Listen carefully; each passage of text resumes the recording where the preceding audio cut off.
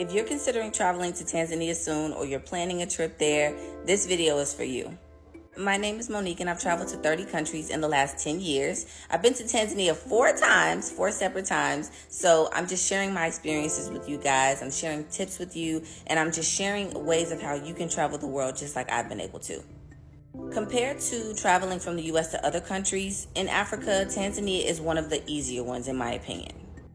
I took this screenshot from the travel.state.gov website for U.S. citizens to look at all of the requirements for any country you're looking to visit. And these are some of the really simple facts about visiting Tanzania. Do you need a tourist visa? The answer is yes, and we'll go deeper into detail in that area in a moment. In terms of vaccinations, you may need a yellow fever vaccine. That really depends on whether you're traveling through another country to get to Tanzania, or if you're going straight to Tanzania from the US, you will not need a yellow fever vaccine.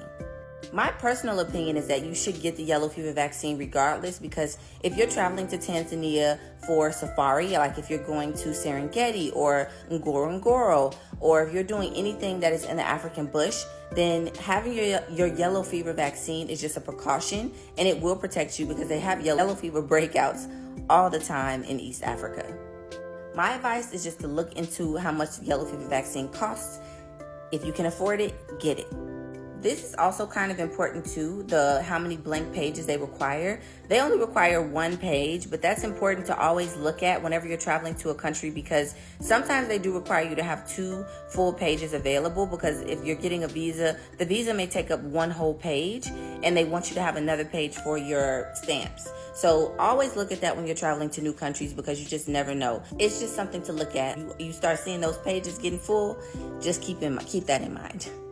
Okay, so let's get a little bit more granular in terms of your tourist visa and how you can obtain it. So with Tanzania, you can actually apply for an e-visa. You can do that like around 2 weeks before you travel. Sometimes they do have issues where they're not allowing you to put your application through. And if that is the case, just get it when you arrive. Like, you will not have any problems. You can get your visa upon arrival. My suggestion would be to always have cash. It does cost $100 US, so just have the cash, and then you go through the process when you land. You get in the line for your visa on arrival. They will walk you through all of the steps. It's quite easy. The only thing I will say is that if you can get the e-visa before you travel, it will cut down on how much time you're spending in the airport once you land.